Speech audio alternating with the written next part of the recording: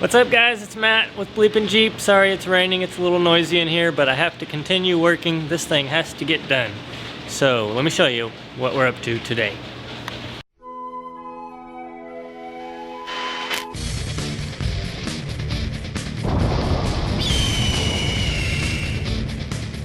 So for those of you who are new to Project Comancheep, this is her right here, a 1986 Jeep Comanche.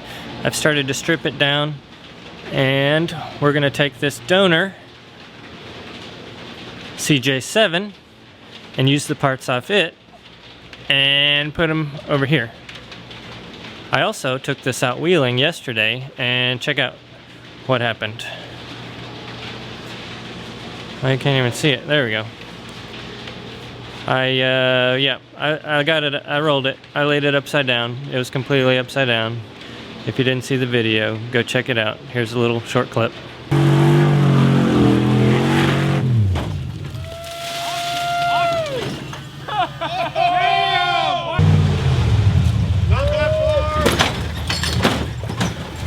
Hurry, hurry, hurry, grab something, grab something, grab something. So yeah, anyway, that happened. But everything I need is still good. The hood did not fare so well. I mean, it's salvageable, but it's got a dent in it right there. And the windshield glass cracked. The frame is just fine, but the glass cracked. Both of which I'm not gonna need for this project. Yes, it's very sad that it happened, but oh well, moving on. Today, what we're working on is floorboards, yay! So I watched some videos online on how to replace floorboards. It seemed very, very simple. But then I ordered the floorboards and online it didn't, stay up there. Online it didn't say anything about these things right here, in which are in the way. So I just am gonna cut them out, I guess. They're like little structural supports over the top of the unibody frame, I guess. I don't know. I'm guessing that you're supposed to drill all of the little welds out here, pull this thing off, replace your floorboards, and then weld this thing back on. But in my case, it's just completely rotted out anyway. So I'm gonna strengthen this whole thing with, you know, by the time I'm done with it, it's gonna have a frame, a roll cage, and everything. So I'm not really that concerned about taking these little supports out. So that's what we're doing today. Let's get started. So in the video they said to lay this thing down on the floor and then trace around it and then cut about an inch below that. Well, the problem is, obviously, like I already said, we've got these supports in the way, so I can't get that down far enough. What I'm going to do though is cut the floor out just beyond this, or behind it, right about here, and I'm going to cut short until I get that piece out. You can see it a little better on this side. All that has to go before this will even lay flat in there. If you can see, it's bumped up about an inch or inch and a half.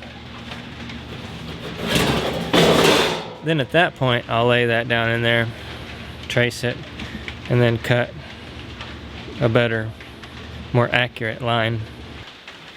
So here's where I'll make my first cut, and then I'll come back and make a more accurate cut. It'll probably be somewhere around there, and then I can weld it all together. It looks like it's just gonna cover that hole right there. Obviously you can see I've got holes here and there. You don't always have to use the entire sheet of metal, but in my case it's pretty rusted all the way back to here, so I could probably even use a longer one. On that side it's really bad. Not looking forward to doing that side over there. But half of it's already cut out for me, I guess. Gotta look on the bright side. Oh, and I learned my lesson from last time. When you're cutting, making sparks of any kind, make sure to have a fire extinguisher ready. If you don't have one of these, we sell these. It's a quick release for that. A lot of times it is. If you remember the video on the CJ the other day, you need a fire extinguisher quick sometimes, really quick. Anyway, I probably ought to take these off as well so I don't catch the carpet on fire. Dang it! If you're going to do this, I would suggest that you make sure there's nothing underneath, like fuel lines or anything hazardous. Of course, I've got the gas tank out, all the fuel lines, everything's gone from under there. I was going to use the angle grinder, but then I thought, why the heck am I using that when I've got a plasma cutter? So, safety gear on. Here we go, let's give it a shot. See what happens.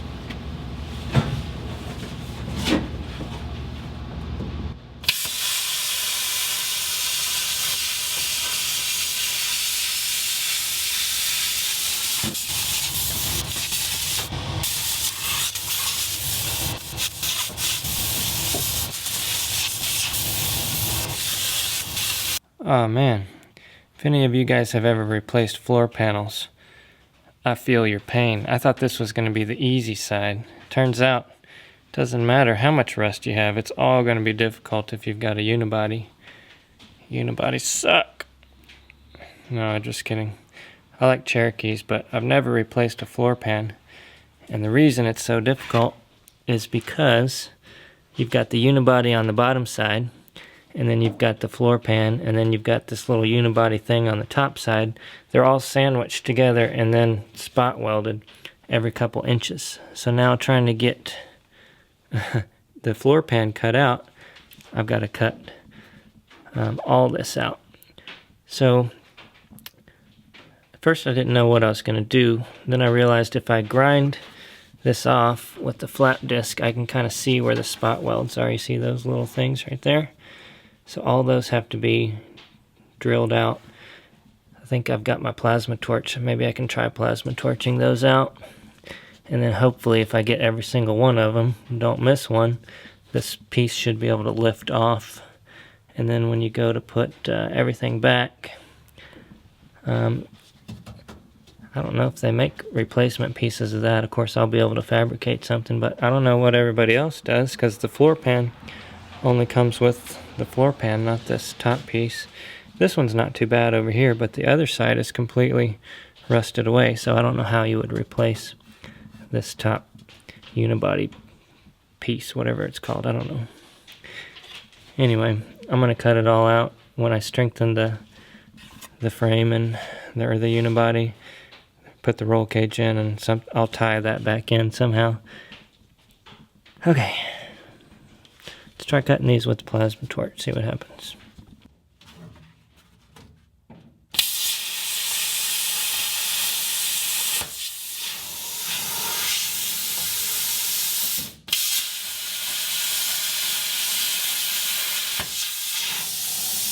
Can't see the spot welds over here, so I'm not sure how I'm going to cut those out, because I don't see any evidence of where they're at.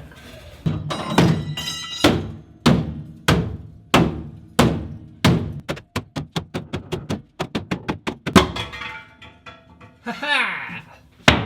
Sucker. It's a little smoky in here. Removing floorboards on a unibody is like dissecting a frog with a hammer. It's messy.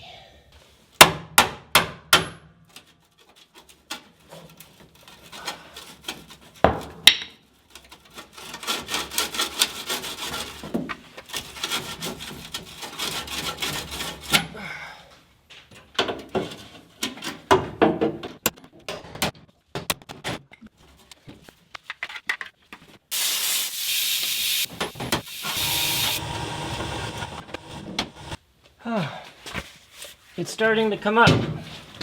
Check it out. So it's really hard to tell where those spot welds were, and it's hard to tell what is still holding it in there. Seems like it would just come right out, but it won't.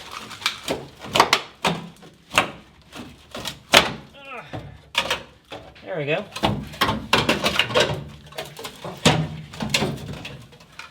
Looks like I need to cut through this is the actual floor pan right here. I need to cut through it right there. It's hanging up a little bit right here. There we go. Okay, almost there. Let's do this.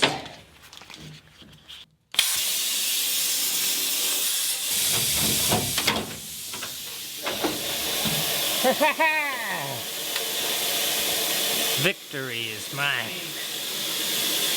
Check that out. That's pretty cool. We get to see inside the unibody frame rail. So, now to move all this junk and fit the floor pan, hopefully. Okay, so when I put the floor pan in, it looks pretty good from up here. When I come down here, though, it's a different story. You can see it's not even making contact with the frame. So, I don't know what the heck's going on. I don't know if this is the wrong floorboard, the wrong model year, or if I just need to do some more cutting and maybe it'll work out. So that's what I'm gonna do. I drew a little red line right there. I'm gonna come down. I'll probably leave an inch or more. That way I don't cut too little off, because I still need to have that connecting the frame to the frame. You can see there's probably a 1.5 inches right there. No bueno. Before I start though, I almost forgot I need to cover that windshield. The windshield is perfect on the inside, and here I am getting grinding sparks and stuff everywhere, so I need to cover that up before I ruin it. Oh man, that was a nasty job, you can tell. But look at that. That's how nasty it is in here. Anyway, come see what I did. Oh, my back's killing me. So, I went around and cleaned up all the edges. That way I have some actual metal to weld to. I did that all the way around. So, let's lay the pan in here and show you what it looks like.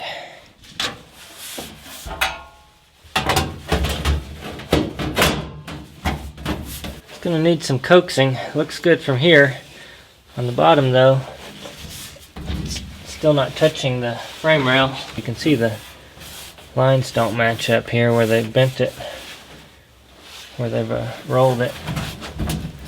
But it'll work. I just gotta give it a few smacks with the hammer.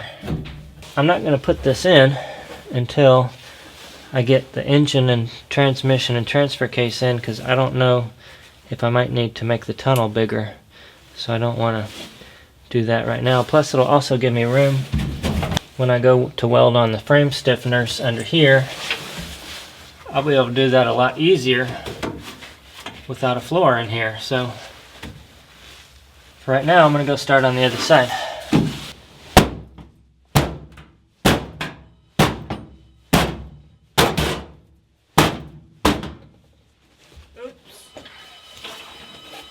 I think I kicked a little too hard there. There we go, that's much better. I made some relief cuts right there, oops, and on the other side, and that lets it conform to that curve. The frame kind of curves down right here. It starts to curve down, goes across, and then it comes back up right there. Wasn't fitting. Made those relief cuts, now it fits much better. I'll have to tack it up on the edges here and then kind of beat it down in the middle. You can see there's a little gap right there, but I'll tack that up higher and then bend the metal as needed. And now, oh, it's kind of dark under here, but it does fit down there now. Much better. Okay, now we're on the driver's side. Let me show you what I've been doing over here. Something that helped. So I couldn't see the spot welds at all on this side because it was so rusty. But what I did was I got this wedge in there, this pry bar, and every time I would pound it forward and forward until it would stop. And when it stops, you know, you've got a spot weld there, so you just cut right in front of where the thing stops. And then so I just kept on doing that and working my way forward. As you can see, the spot welds are usually about, I don't know, 2 inches apart. And I'm just working my way around. It's almost off now.